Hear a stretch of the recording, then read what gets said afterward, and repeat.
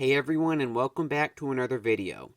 Today we're going to be looking back at Chris Amon, who you may be familiar with as being widely recognized as the unluckiest Formula 1 driver of all time.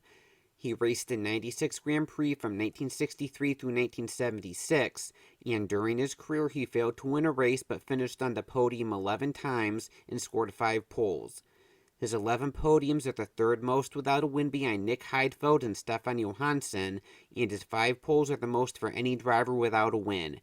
He also holds the record by far for the most laps led without a win at 183, and at the time of his last race, his 96 starts were the most without a win. Despite never coming through and winning a race, some think that Amon was just as good as some of the world champions of his era and could have been a world champion himself. Today we're going to be looking back at some of the races in his career and which results got away. Before getting into it though, if you enjoyed the video then please give it a like and share the video, and if you want to see more similar content then you can subscribe to the channel. We're going right back to the start of Amon's Formula 1 career, as his bad luck started then. His first World Championship race was supposed to be the 1963 Monaco Grand Prix in a Lola entered by Reg Parnell, but he never got to start it. He qualified 15th of the 16 starters, but was just 1/10 slower than his teammate Maurice Trintignant. However, before the race, Trintignant's car had engine troubles, and Parnell had to give him Amon's car, leaving him unable to make his debut. Trintignant would end up retiring with an oil leak while running 10th after 34 laps, so a decent result may not have been likely that day, but he did have a chance at the next race in Belgium. Amon qualified 15th again, but this time was able to start the race. Conditions were very wet on race day, but that didn't faze the young Amon, who moved up to 10th on the opening lap, and by lap 8 he moved up to the final points paying position of 6th, even passing the BRM of Richie Ginther along the way. However, he was suffering from an oil leak and couldn't go much further. Ginther, who he was still ahead of at the time of his retirement, ended up finishing 4th, so a 4th may very well have been possible that day for Amon, which could have put him on the list of drivers who scored points on debut. Later in the year at Germany, he potentially lost out on his first points again, as after jumping from 14th to 7th in the first 2 laps, his steering broke, causing him to crash. Amon continued to race for Reg Parnell Racing in 1964, but this time in a Lotus, although it was now being ran by Reg's son Tim, as Reg had unfortunately died early in the year. Amon got his first points with a 5th in his first start of the season at Zandvoort, and near the end of the year at Watkins Glen, he may have lost out on a chance of a first podium. He started 11th, and by around the halfway point, he was running in 6th, and challenging the Ferrari of Lorenzo Bandini. However, a bolt came loose from his starter, jamming his engine, and he was forced to retire. Bandini would retire as well shortly after, but when Amon retired, he was ahead of Joe Siffert, who ended up finishing 3rd. There was obviously still a long way to go, as Amon's retirement was just short of halfway, but it was drives like this that the rest of the grid took notice of. Amon didn't race much in Formula 1 in 1965 and 1966, apart from a few fill-in drives, as he signed with McLaren, but the second McLaren car he was supposed to drive didn't materialize. However, he still competed in other races such as sports cars or Can-Am, and in 1967, he made his return to Formula 1 full-time now with Ferrari. He finished 5th in the championship that year, which would be the best of his career, but still lost out on some potential results towards the end of the year. At Ferrari's home race at Monza, he was running 4th with about 20 laps to go, battling with John Surtees, but ran into suspension troubles and had to pit, while Surtees went on to win the race. At the next race in Watkins Glen, Amon was running 2nd with 12 laps to go when he ran into engine troubles and was forced to retire, but shortly after that, race leader Jim Clark ran into suspension troubles. Clark was able to do enough to hold on to the win by 6 seconds over teammate Graham Hill, but when Clark ran into the suspension troubles, he was about 45 seconds ahead of Hill, and when Amon retired, he was about 25 seconds behind. Therefore, had Amon's car held on to the end, he almost surely would have passed Clark for the win. At the season finale in Mexico, Amon was running a strong 2nd late in the race when he ran out of fuel and was eventually classified 9th. While in 1968, Amon only finished 10th in the championship and scored half the points he did in 1967, Many would probably say it was his best year, and a year in which he very well could have been a title contender. He took 3 poles during the season, and his average grid position of 2.91 was the best of any driver that competed the full season. As was typical of Amon, though, things on the reliability side didn't quite work out for him. The Spanish Grand Prix was one of the races he got pole for, but dropped down to 3rd at the start, but moved back up to the lead 13 laps into the race. After this, he was the class of the field, only being challenged by Pedro Rodriguez. Rodriguez retired, though, and Amon built up a lead of about 20 seconds over now second-place Graham Hill shortly after the halfway point of the race, when he had to start managing fuel pressure issues. After 58 laps of the 90-lap race, the fuel pump failed, taking away a win that surely would have been Amon's without any issues. At the Belgian Grand Prix, Amon took a commanding pole by 3.7 seconds over Jackie Stewart and led the opening lap before being overtaken by John Surtees. He battled with Surtees over the course of the opening stint of the race, but eventually a stone thrown by Surtees' car punctured a hole in Amon's oil radiator, ending his day. Surtees would retire shortly after as well, so once again Amon lost out at another race that could have potentially been a win. Amon then qualified on pole again at the next race at Zandvoort, but on race day it rained, and Amon's Firestone tires weren't as good in the wet as Jackie Stewart's Dunlops, who would go on to win the race, while Amon finished 6th. Amon's teammate Jackie Ickx won the French Grand Prix, while Amon finished 10th, which he put down to the wrong choice of tires, and at the next race in Britain, his car finally lasted competitively the whole race. However, this time he fell just short of a win, as he couldn't do anything to get ahead of Joe Siffert. He was then running 3rd with a few laps to go at the Nürburgring when he crashed out when his differential broke, and at the next race in Monza, he crashed out early while running 2nd, which he put down to a hydraulic issue which sprayed fluid on the rear tires. At the Canadian Grand Prix, he started 2nd, but jumped to the lead on the opening lap and went on to command the race, building a minute lead over the field. Surely this was the race in which Amon would finally break through.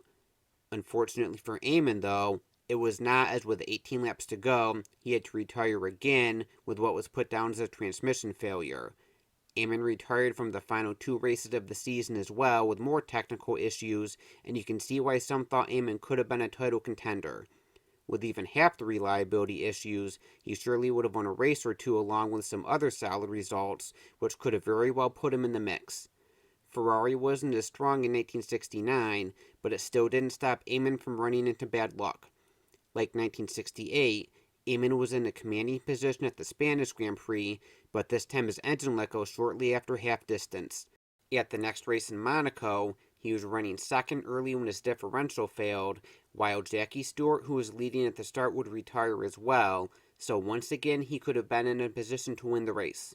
After a few years of disappointments at Ferrari, Amon opted to switch to the new March project for 1970, hoping to change his luck.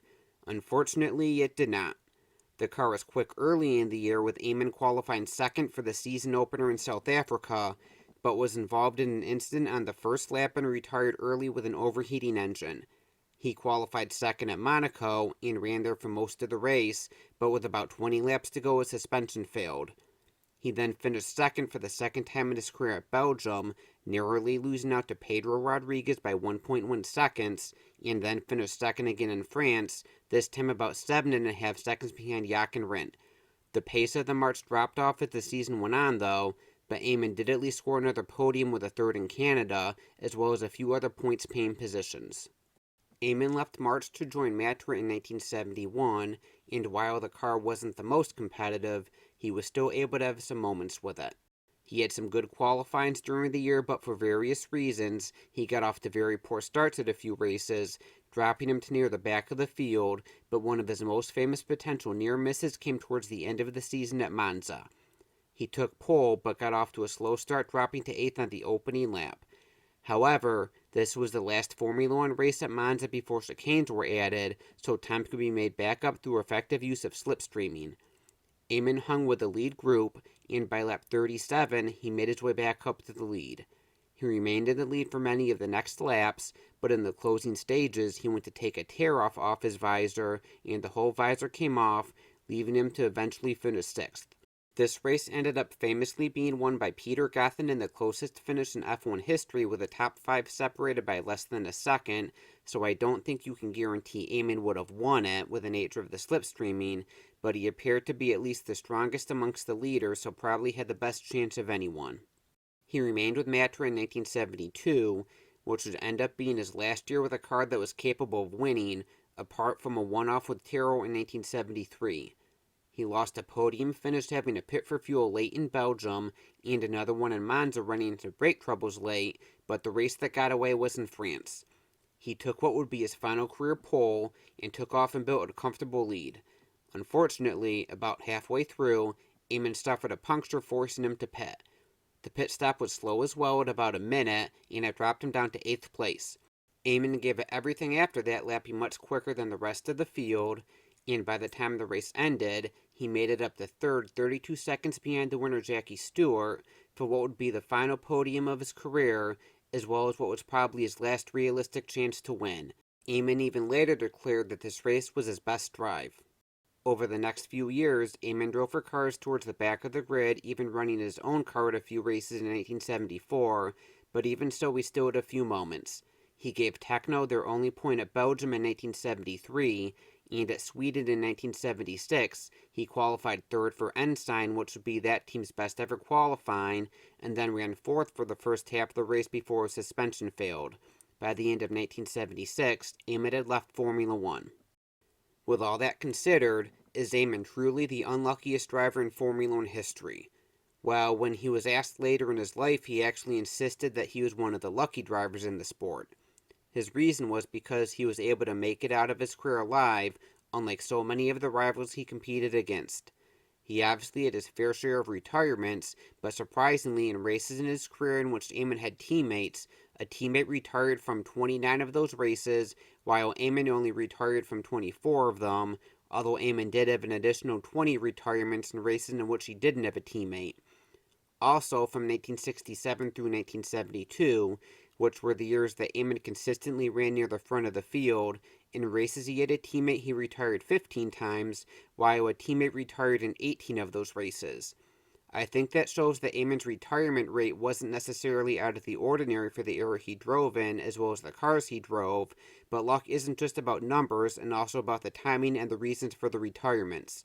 Every top driver of his era lost out on a decent amount of potential wins and podiums due to reliability issues, as that was just the nature of the era, but some of Amon's reasons are quite strange, such as his visor coming detached when he went to remove a tear-off at Monza in 1971.